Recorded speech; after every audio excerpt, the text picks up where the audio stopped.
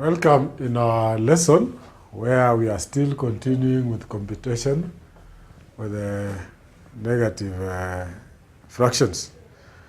Earlier on we saw about the fractions and how they behave when you are adding, subtracting, getting the product and also getting the quotient. Now I want to say this, that further to that, by now you should be able to just look at the equation when it is given and know that the result will be either positive or the results of the answer will be negative. I want us to look at these questions, and in this particular question, I want us to state whether the answer will be positive or negative. We are not going to calculate. I'm not asking you to calculate, so don't use a calculator. Just look at the question and tell whether it's going to be a positive or a negative.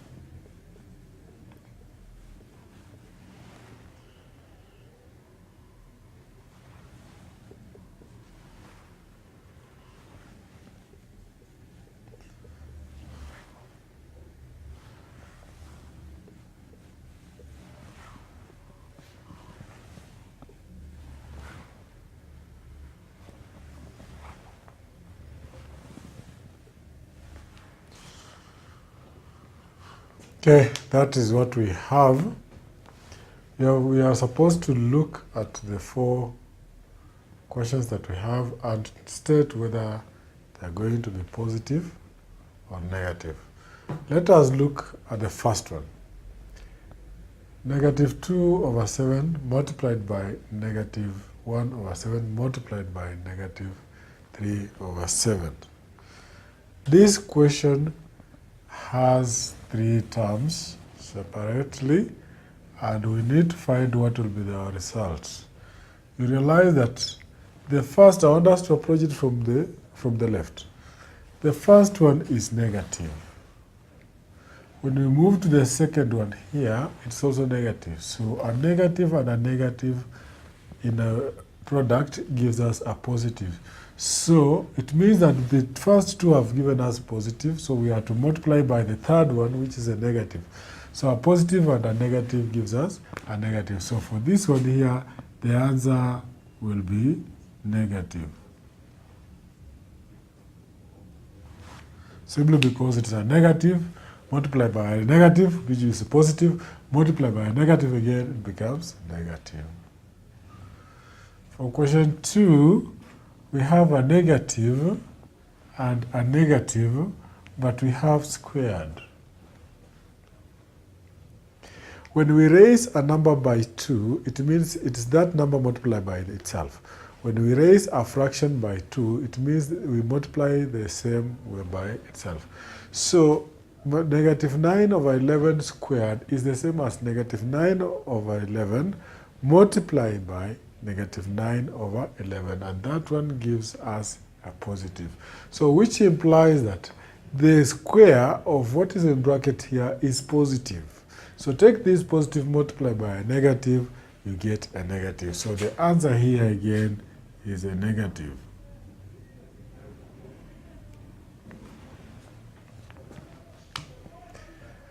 Coming to the third one here, we have a negative of 5 over 6 divided by a negative of 2 over 7. A negative and a negative, when it's a quotient, gives us a positive. Multiplied by a positive here, it remains a positive. So the three terms here have a result of positive. Take the positive of the first three terms, multiply by a negative here. So you find that a positive and negative gives us a negative. So the answer here is a negative.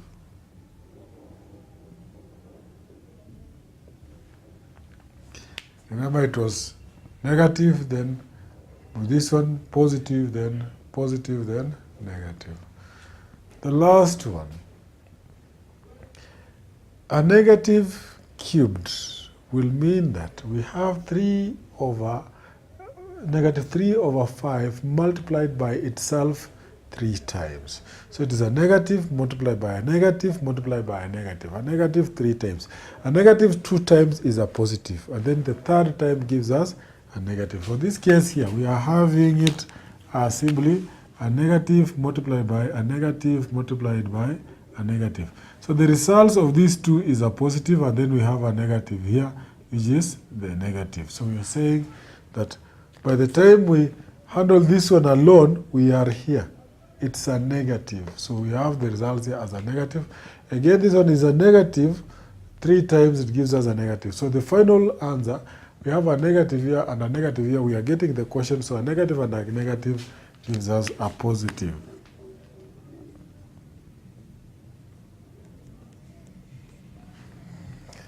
So what do we realize here?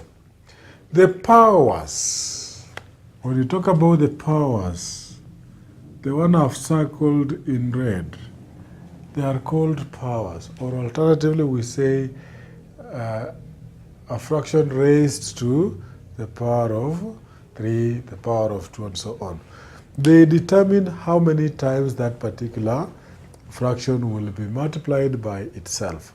Take note that it affects including the sign that is inside.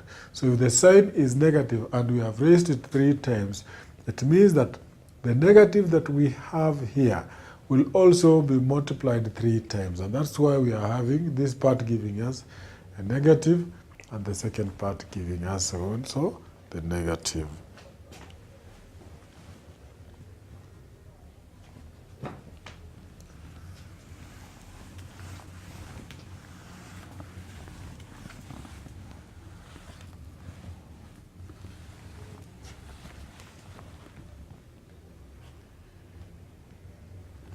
In fraction, we also have word problems that can be used to solve. We used to solve it using fractions. I want us to look at the following question.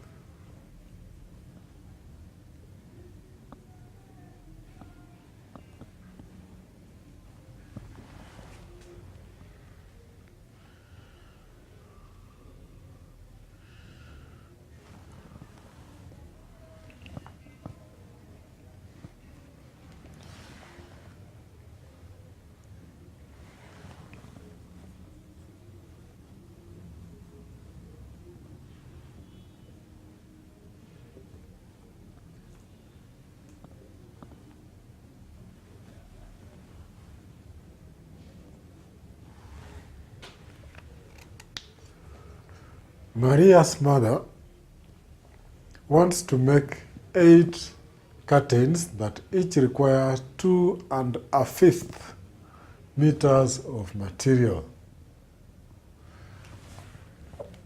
in a standard width, but has only 16 1/4 meters. She asks Maria to buy more materials. How much more material must Maria buy? How much more material must Maria buy?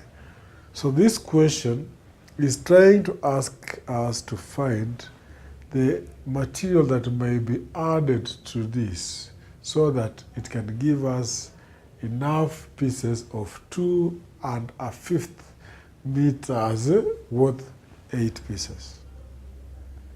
So to approach this question, first of all, we need to ask ourselves, what is the total material required?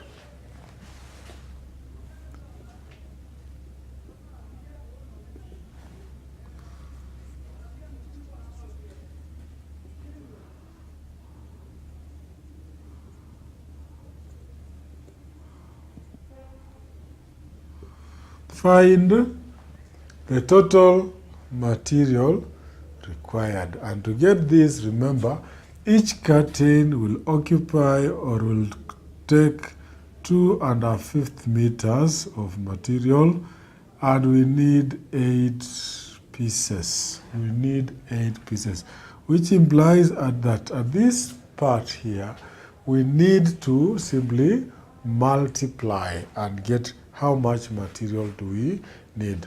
This one we do it as improper, which is 10, which is 11 over 5 multiplied by 8. This one will give us 88 over 5 meters. 88 over 5 meters. What are we trying to find here? You realize that each curtain is 2 1/5 meters. Total number of curtains is 8. So total material required is 2 1/5 multiplied by 8. And when we work out that, we get 88 over 5. I'm not going to change into mixed numeral because I'm still working on the same.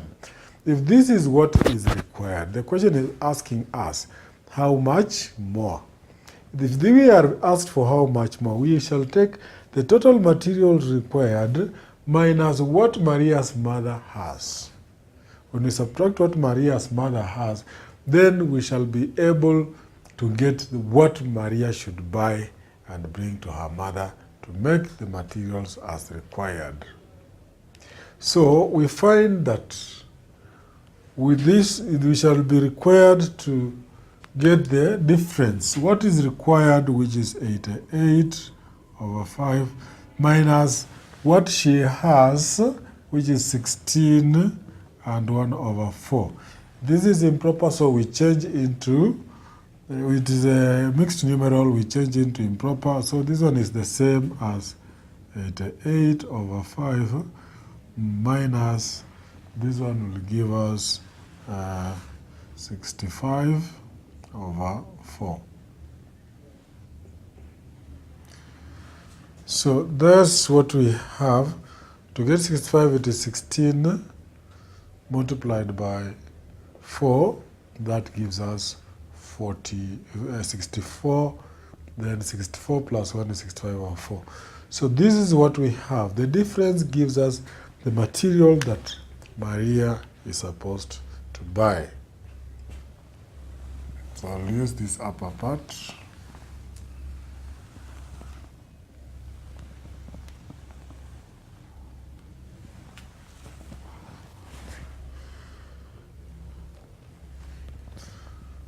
So we have 88 over 5 minus 65 over 4.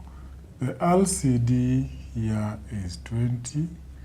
20 divided by 5 is 4. 4 times 8 is 32. Carry 3. 4 times 8 is 32. Plus 3 is 35. Minus 5 times 5 is 25, carry 2, 30, 32. So that is what we have. We realize that it is a larger fraction minus a smaller fraction, so we expect the answer to be positive, and our answer is everything is in meters.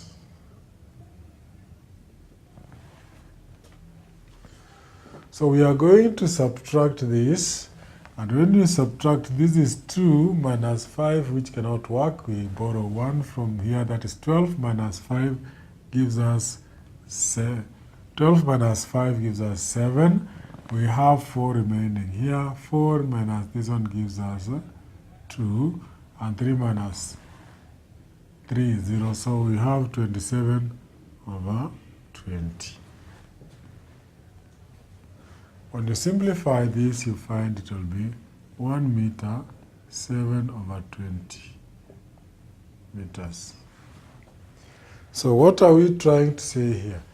Maria will require to add 1 and 7 over 20 meters so that the mother will be able to produce completely a total of 8 curtains. So in fractions, we may meet questions that are statement-like. And also, we may meet questions differently, like we are going to see further.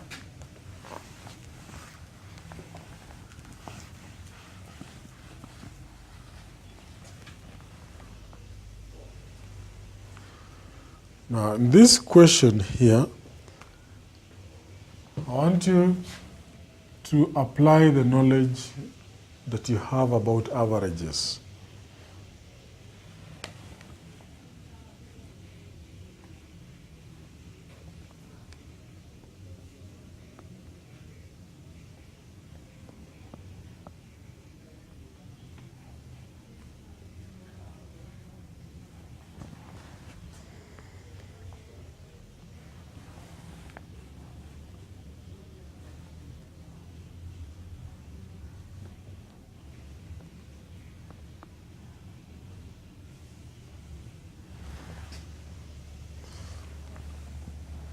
So, from the number that I'm going to give, we calculate the average.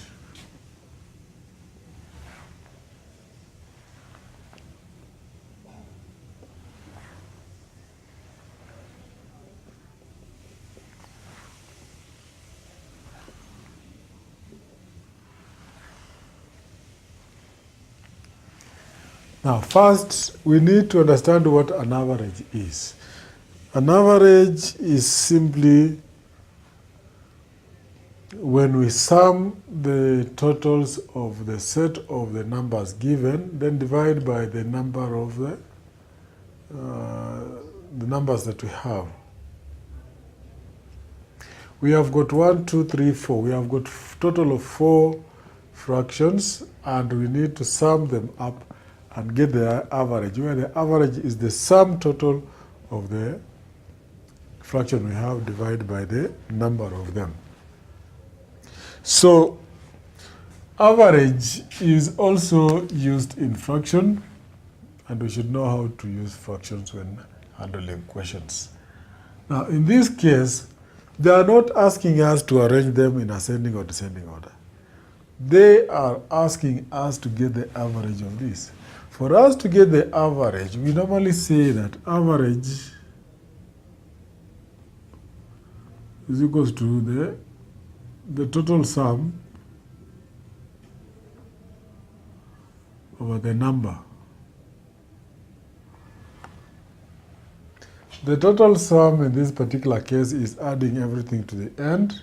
So we shall have to add 1 and 1 over 2 plus 3 over 4 plus 5 over 4 plus 2 and 1 over 2. Common sense tells us that we cannot add this because everything is in shambles. They are all mixed up. We either come up with a simpler way or we part ways with it. So we have to change it into improper fraction. This one becomes 3 over 2 plus 3 over 4 plus 5 over 4 plus 5 over 2. For this here, we need to get the denominator that is common for both cases. And you realize we have 2, we have 4, 4, and so on. So the only least common divisor is 4. So 4 will be maintained. 4 will be maintained. And when you maintain 4 here, you'll have, else here, the bottom will be a 4. 4 divided by 2 is 2. 2 multiplied by 3 gives us 6. 2 times 3 is 6. Plus 4 into 4 is 1 times 3 is 3. Plus 5 plus 10, where 4 into 2 is 2. 2 times 5 is 10. So when you add the numerator, this is 9, gives us 14. This is 24 over 4. And this is 9. 9 plus 5 is 14 plus 10 is 24. Common factor to divide this is by 4 is 1, by 4 here is 6. So we find our answer as 6. Now, in this question here, we have been able to get the average of various fractions. And the average of all these three that we have is 6. So in most cases, when you are getting average of numbers, it's advisable, add your totals and then divide by the number of the items that you have been given. Fractions are more even used when you are doing even what we call best buy. You want to buy a commodity, but you need to compare the values and see which one is selling cheaper than the other. Now, it is always advisable that when you want to compare 2 or more items that are similar, we reduce them to the same quantity. Like if you have been, one item has been priced in terms of kilogram, another one has been priced in terms of maybe grams, find a common measurement, maybe both of them in grams or both of them in kilograms, and compare the prices. It's not always advisable you just look at the price of items the way it appears without considering the common value. Before we do that, I want us to look at how we handle this. Convert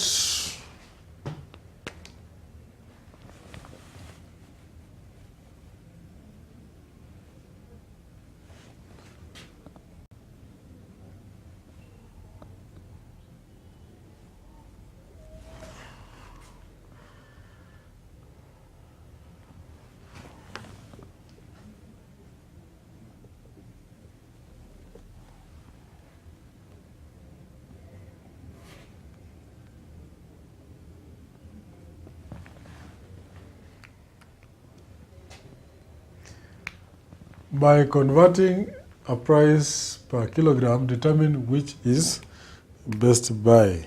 And 1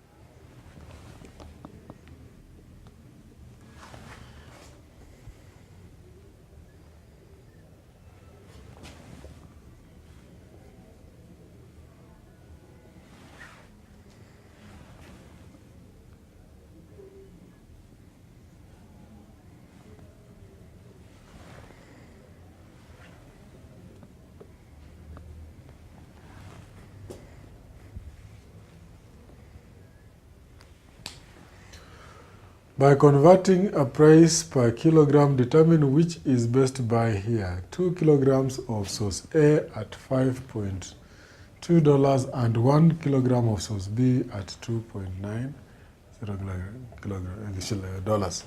Now here, You cannot compare because the first one is 2 kilograms, the second one is 1 kilogram. But the question is telling us clearly that convert everything as per the price per kilogram.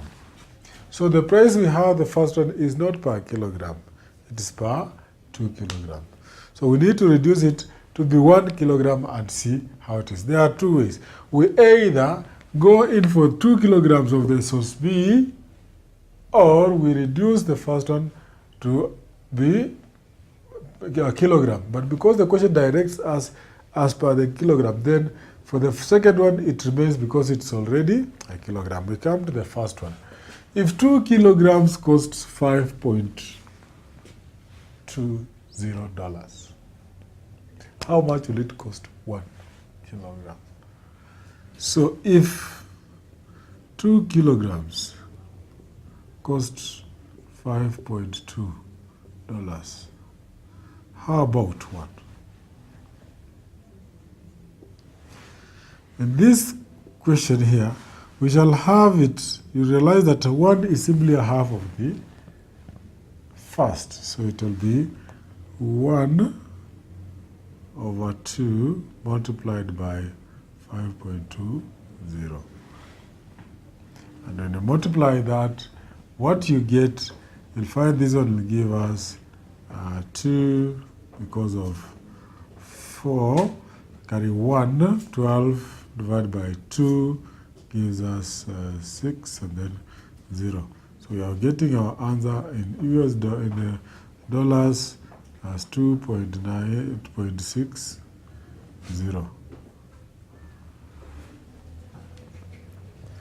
Then now, let's compare. Source A, which is equivalent now, this is source A, which is equivalent to $2.6.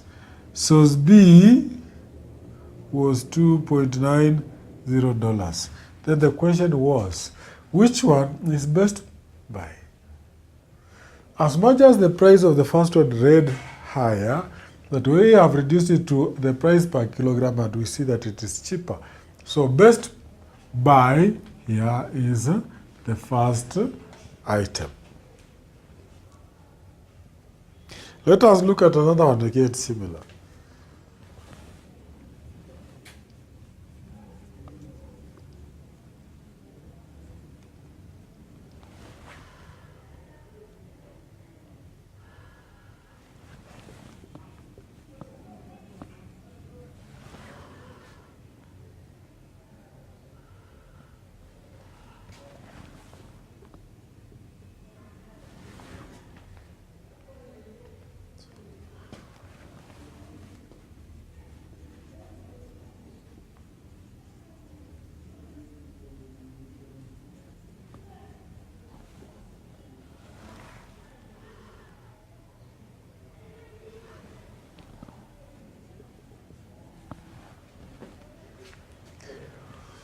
We have pumpkin, which goes at $3.2 at 4 kgs, and another one of 3 kgs, which goes at 2.7. The two prices we cannot compare because the quantity of the pumpkin is different. One is 4 kilograms, another one is 3 kilograms. So for us to convert here and compare, we need to reduce pumpkin A and find its rate as per 1 kilogram. If 4 kilos, so we shall say that if 4 kilograms costs 3.20, how much will it cost 1 kilogram? This one will be 1 multiplied by 3.20 divided by 4. And the answer you get here is in dollars. So by 4 here is 1 by 4. We don't know, this one cannot go into this. We put a 0.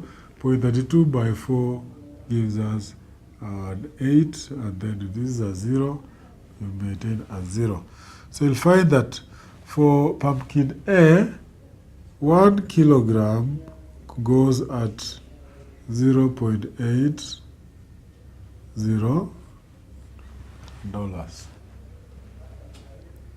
So let us have that in mind, that the price of pumpkin A is $0.80.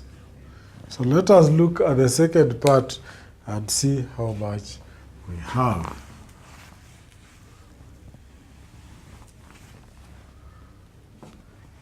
Now, for the second part, we have got 3 kilograms. It was 3 kilograms for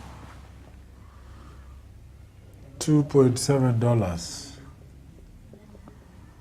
So if that is the case, then if 3 kilograms costs 2.70, how about 1 kilogram? This will be 1 multiplied by 2.7 divided by 3. Again, 3 is common by 3. 1 by 3 is 0. 27 by 3 is 9, 0. So we find that source B costs $0.90. So in this case, you find that the cheapest, our best buy item is pumpkin A, because it costs only $0.8. So that is it about computation of fractions with of negative fractions. And now I want us to introduce ourselves to our topic called Introduction to Formal Algebra.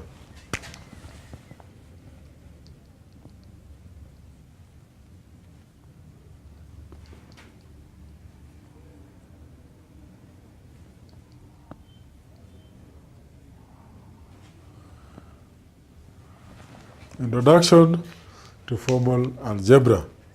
Now, here we have got sometimes mathematical expressions where we use letters and numbers mixed up together.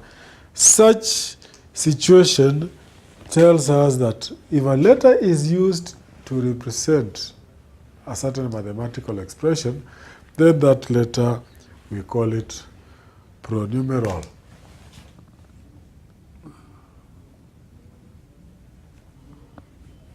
This is a letter that is represented in a mathematical expression. Now, this letter can be combined with a number or with another letter, depending on how the question will ask us to go by. Take, for example, on this table,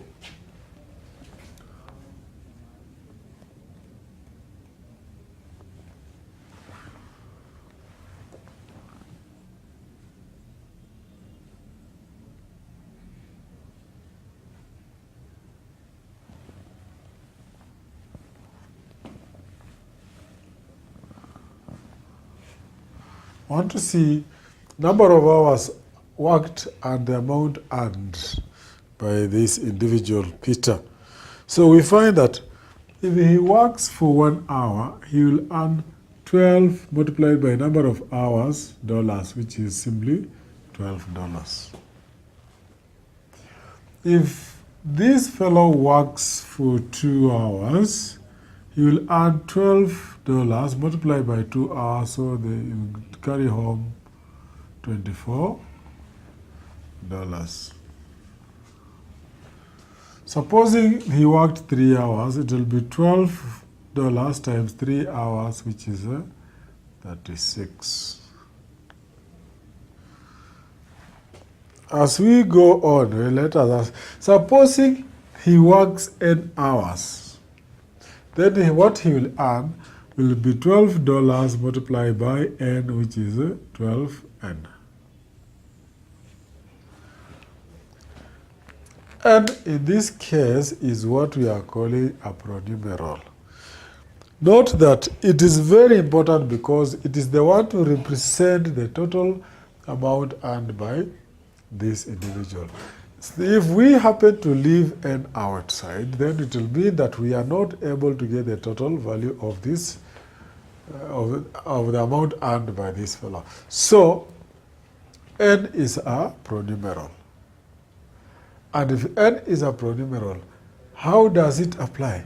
It means that any number of hours someone will work, we shall replace it with n and we get the amount that this person should earn. Let us look at a situation.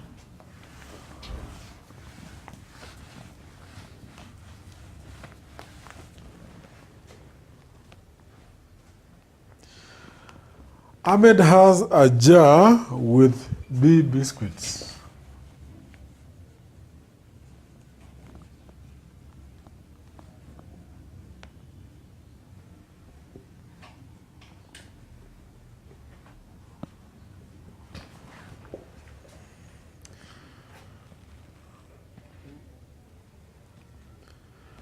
He takes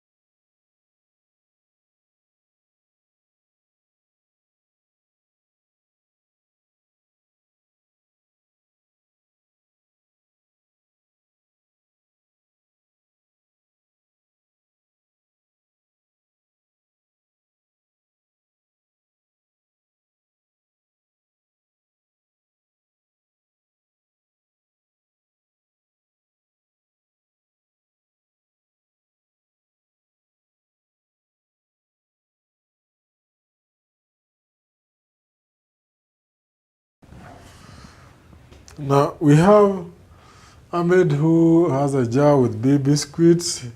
He's taking them to a birthday party. He takes 3 biscuits and shares the remaining amongst his 8 friends. In short, in this case, you realize that we need to know the expression. If he had B biscuits, we want to develop an expression that will tell us what happened. He took 3 sweets and he divided the remainder amongst 8 friends. So this expression that we have tells us how much each friend got.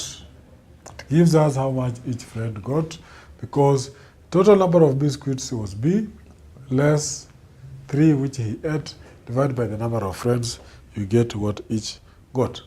There are many other expressions that we can be able to use as we apply this. But besides that, let us now look at major areas that we need to understand and know when it comes to algebra.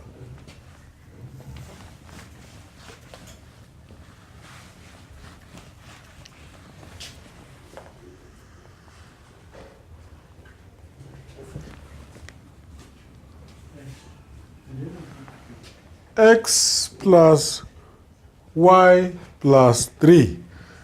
This is an example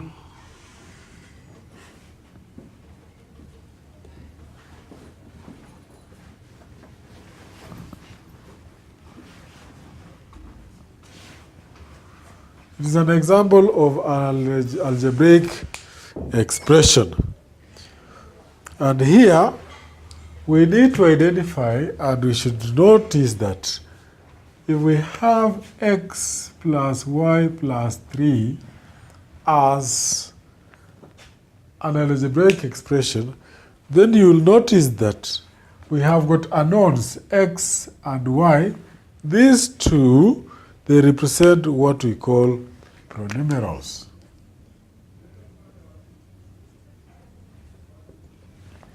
So in that expression, we have 2 pronumerals.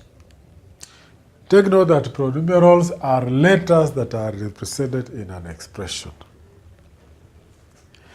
These letters sometimes, because they could be representing any number. So that follows that we call them variables.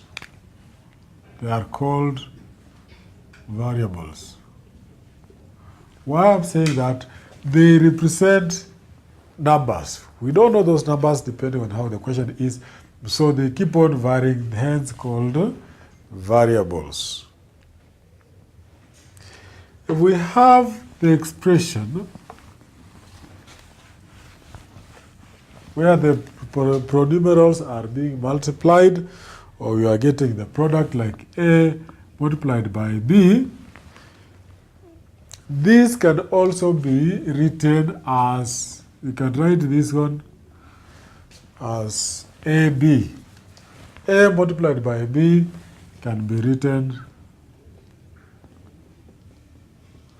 as just A, B.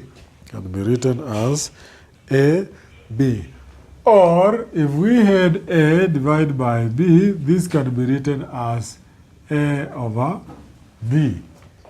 We are representing these variables. So it can be written as A over B. Another point to note is about a term.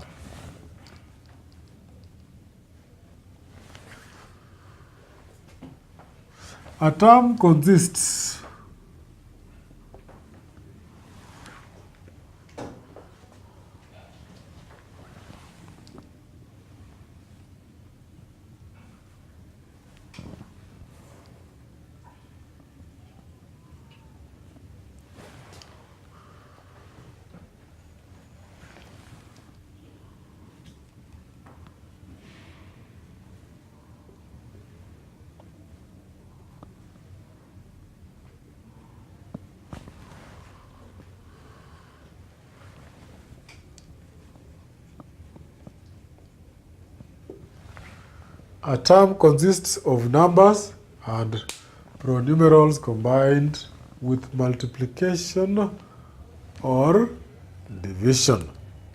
For example here, 5 on its own is a term and is a number. We can also have a term like X is also a term. We can have a term like 9A, it's also a term. We can have A, B, C, it's a product of 3 variables, it's also a term. We can have 4X, Y, Z over a number like 3. This one is also a term. That's why we are saying it consists of numbers and pronumerals combined with multiplication and division.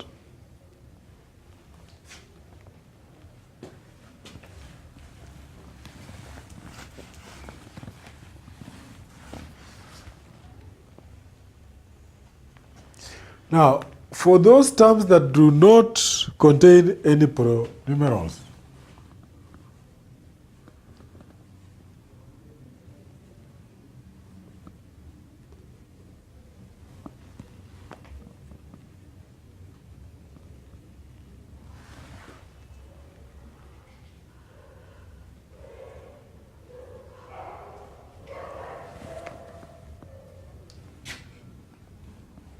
a term that does not contain any pronumeral is called a constant. It is called a constant term. A term that does not contain any pronumeral is called a constant term, which implies that all numbers by themselves are constant terms. All numbers, be it 5, 7, 28, 36, all these numbers are actually constant terms by themselves.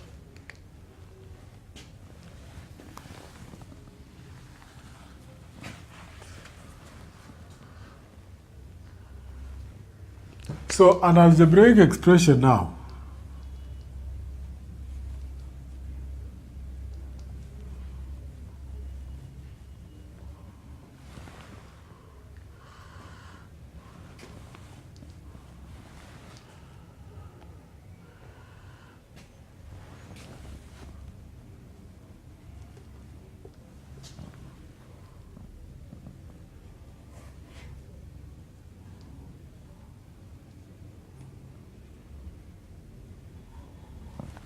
An algebraic expression consists of numbers and pronumerals combined with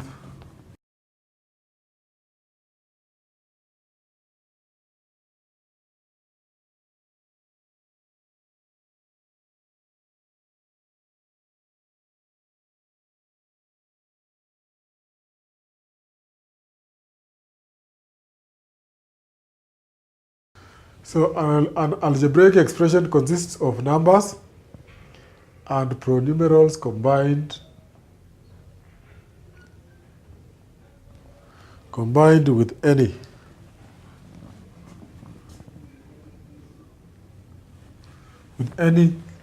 mathematical operation. For example, if we have 3x plus 2y is equal, this is on its own. 2x plus 3y is an expression. We have 8 divided by, into bracket, 3a minus 2b plus 41. Again, that one is also another expression. So we realize that we have combined mathematical terms, we have got pronumerals, we also have constants. That is what forms an algebraic expression. So any term is also an expression. Any term, irrespective of what it is an expression.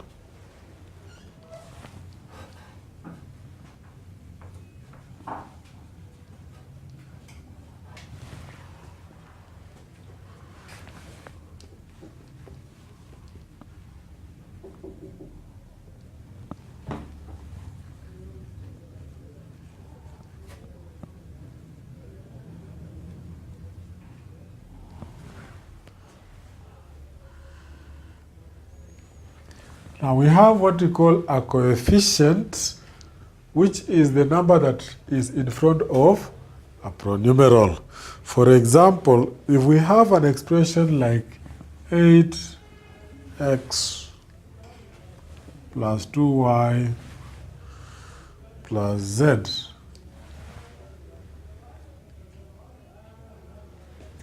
this one is an algebraic expression. A coefficient is that number, as we have seen here, that comes in front of a pronumeral. We have got two pronumerals here, this one here and this one, which is x and y. What number comes before an x here? You realize that the number that comes before x is this 8. Is 8. So we are saying 8 here is a coefficient. What number comes before a y? It is a 2. So 2 is also a what? A coefficient. So when we talk about coefficients of numbers, they are simply the numbers that comes before the pronumerals. But there is a situation where we don't have a number appearing before a pronumeral. What could be the situation? For example, if you have a number like x plus y is equals to 1. These x and y are pronumerals, but we do not have any coefficient for them. It's not there. What is supposed to be there? If this is the case that we do not have a number before a pronumeral, then we normally take it that the coefficient of x here is taken to be a 1 because 1 multiplied by x is just x. And 1 multiplied by y is just y. So when we don't have numbers placed before a pronumeral, then the coefficient of those pronumeral is taken to be a 1.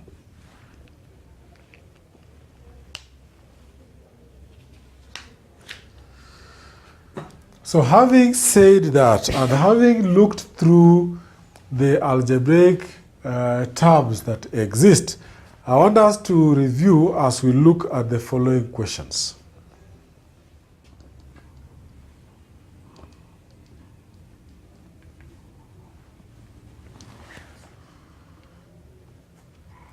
We shall start by looking at the terminology of algebra, and then we get to know algebra very well. One,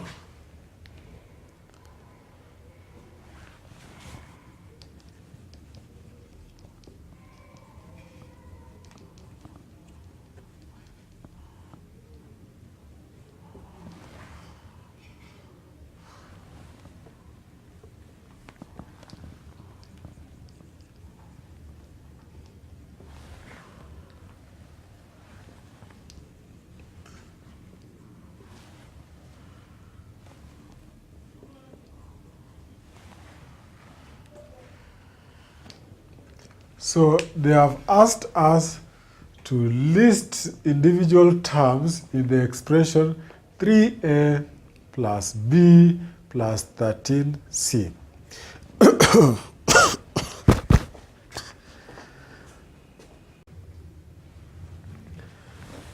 So, terminology of algebra. List the individual terms in the expression 3a plus b plus 13c.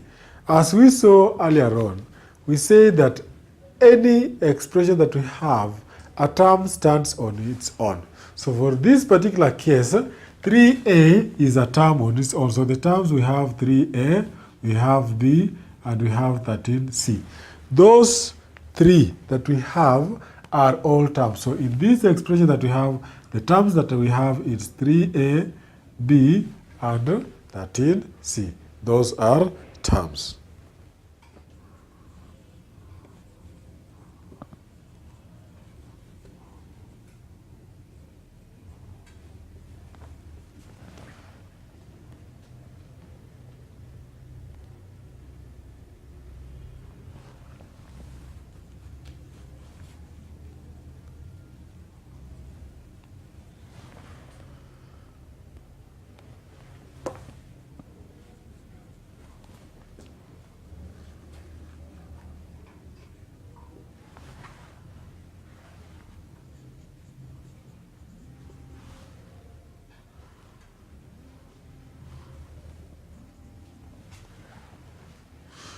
So we have to state the coefficient of each pronumeral in the expression 13a plus b plus 13c. Sorry, 3a plus b plus 13c.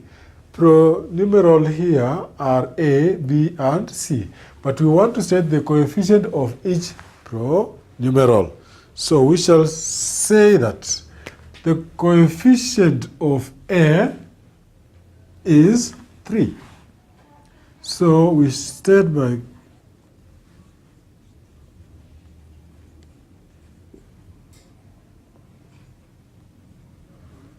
is 3.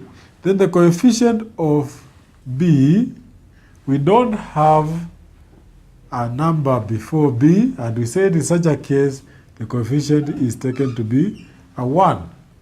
And finally, the coefficient of c is 13. That is the number that comes before the letter c. So those are the coefficients of all the pronumerals in this expression.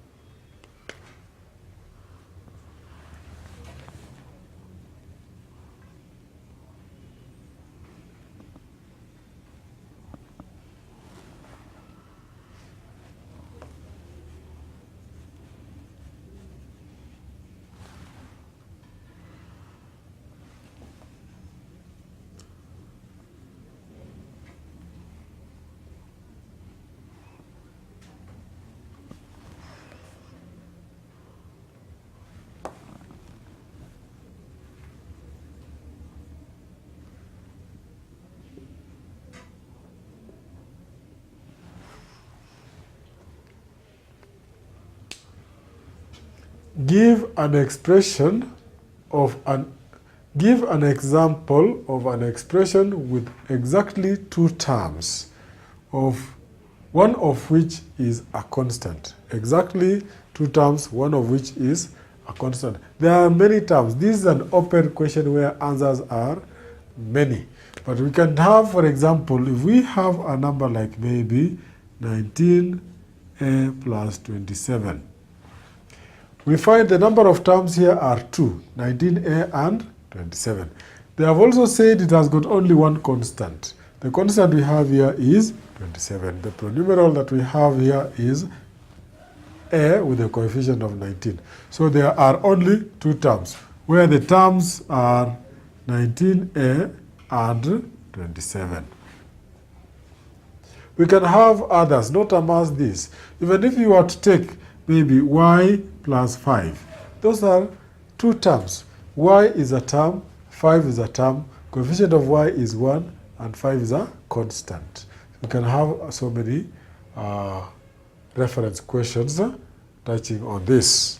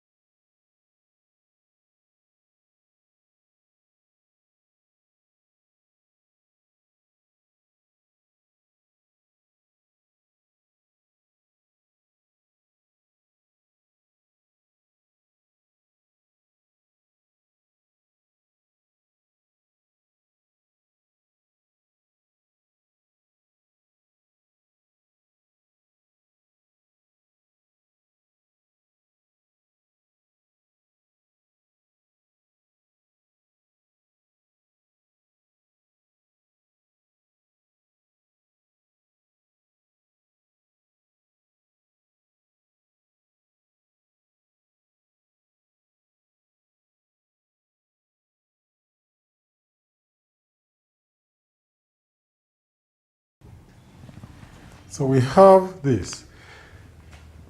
We are to write an expression from a word description. So the question is, write an expression for each of the following. Write an expression for each of the following. 1, 5 more than k. 5 more than k. Here, we shall find that 5 must be more than k. What are we trying to say? We have got an expression or a pronumeral which is a k, but the number we require should be 5 more than k, so we shall add 5. We shall add 5. This one, 5 is added to k. B, 3 less than m. 3 less than m. What we require here, we require an m as our pronumeral, but the number we need, the expression we need should give us that 3 is less than m. So m, we should less 3 to get the expression we require at that particular point. That is, 3 is subtracted from m.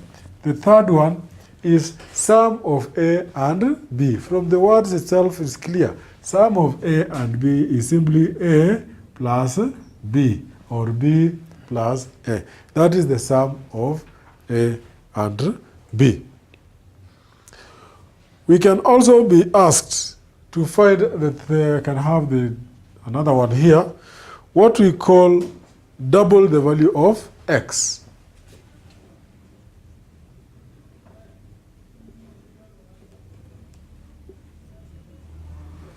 Now, if we are asked double the value of x, then that particular part, we shall need to have only twice the value of x. Here, we need to be very careful. There is a situation where we are told to double the value of x and you square it. This is double. Doubling does not mean multiplying it by itself, but it is twice the value of the pronumeral we are being asked, which is 2x, which simply is 2x. So this is double the value of x. Now, that is it for today. When we come back in our next class, we shall go further on algebraic expressions and look at more problems that involve operations of algebraic expressions. Thank you.